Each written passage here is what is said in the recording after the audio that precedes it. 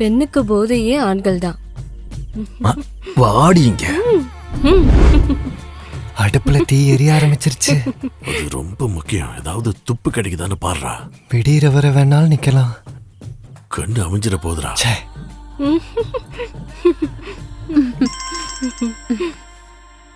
நிம்மதியை கெடுக்கனே இருக்கா?